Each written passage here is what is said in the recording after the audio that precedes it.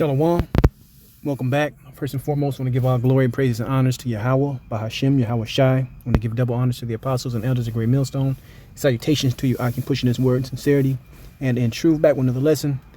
This is going to be a quick lesson dealing with a video a brother posted in our room, dealing with this migrant crisis. All right. I've done a couple videos on this before, but this is another one dealing how Chicago is going to build migrant base camps. They already got a $29 million contract in the works. So I'm going to play this video, grab a couple scriptures, because this is a setup, man. Hey, this is a setup to the impending collapse and downturn of this country, man. And it's not all going to happen everywhere at once. It's going to happen majorly in a lot of these blue cities first. All right. A lot of cities are going to go bankrupt, go bust. They're going to be severely drowning in debt. All right. And they're going to use this migrant crisis for their own benefit, so you understand.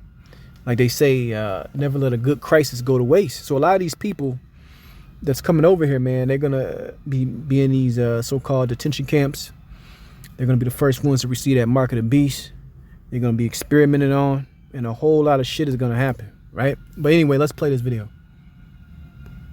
Has signed a more than $29 million contract with a private security firm to build so-called base camps for migrants.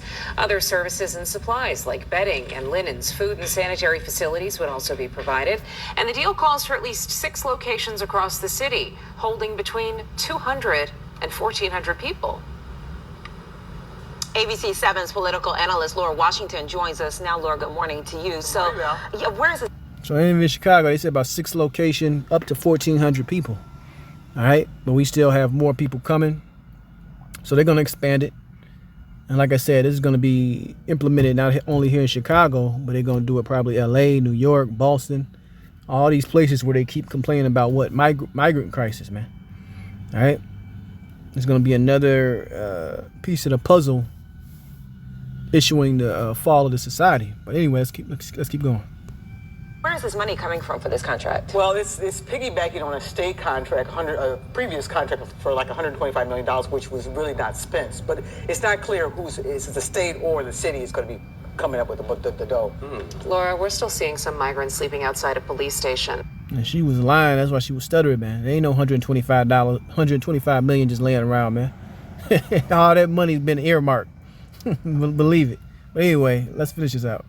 How quickly could they get these base camps set up? Well, they're going to have to get them set up pretty quickly because winter is coming and because it's such a crisis at the police stations. And these camps are designed and intended to relieve the pressure on the police stations. Right, the police stations. Out of those locations. I mean, I'm looking at the pictures of these things and the design of them. I mean, and the pictures even that we're seeing looks like something out of the Middle East. Yes. Where are they going to be in the city? I have so many questions. Do they stay there permanently? Is this a temporary thing? I mean, what do you know about them? The Johnson administration has not answered most of those questions. He's had several meetings with aldermen. We know that there's one location on the far south side that they're looking at. They're getting some community resistance already to that. There are going to be multiple sites, though, and no one knows how long. There's really right, and it's gonna cause division. A lot of these people coming up here of them are Israelites. And a lot of them are coming up here to be judged, but also among them, you might have some that's going to be a part of being that great multitude that might be saved, right? So a lot of judgment, a lot of chess moves through Yahweh Shai is playing out, and like I said, this is just one of them. No timetable. That's one of the biggest problems with this whole crisis is that there's no long-term planning, no long-term discussion. And migrants are continuing to arrive every day. Yeah. And another big problem that a lot of people are talking about, where was this idea to talk about our homeless population and the problem that we have there? Right, and that's something that's come up at some of the community meetings. We've known about our homeless for many decades, and they're still out in the cold. They'll be out in the cold literally this winter while the migrants will be taking care of the tents. It's a big problem, and no one seems to have any real answers. All right. We'll keep talking to you, and we'll keep asking. We'll see where this goes. Laura Washington, good to see you this morning. Appreciate it. Thank you. What? Yeah, it's gonna be stipulations for the migrants being in those so-called so-called base camps, so you can understand, right? But let's actually, I want to touch on this real quick. Without The movie Elysium. I'm not gonna play it because I don't want to get a copyright. But certain scenes in that movie starring Matt Damon, you know, keeps popping up in my head as far as the condition cities were in. All right, ran down. Everybody's impoverished. Everybody's looking, you know, got their hand out looking for something.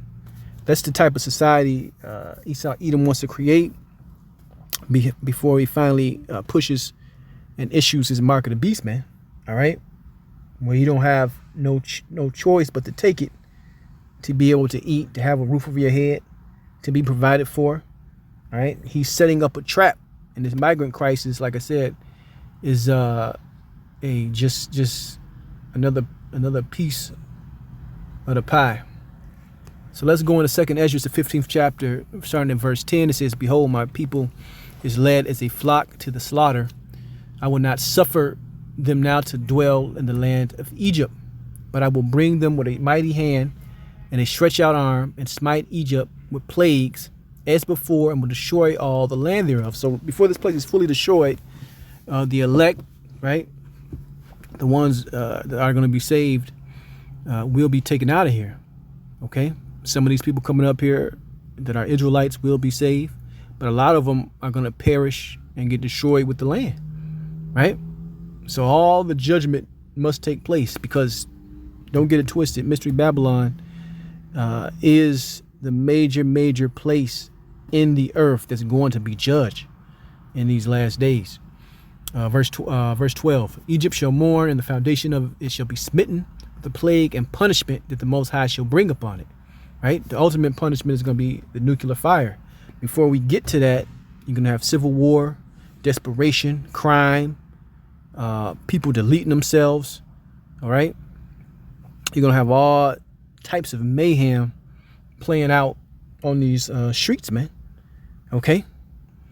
It says, "They that till the ground shall mourn, for their seed shall fail through the blasting and the hail with a fearful consolation. Woe to the world and them that dwell therein, for the sword and the destruction draweth nigh. One people shall stand up and fight against another with swords in their hands." You see that? There's going to be civil war, people going at each other's throats. All for what? Lack of bread, lack of food. They mentioned in that news report I just played, hey, you already had homeless people here for years. You didn't provide any type of camp.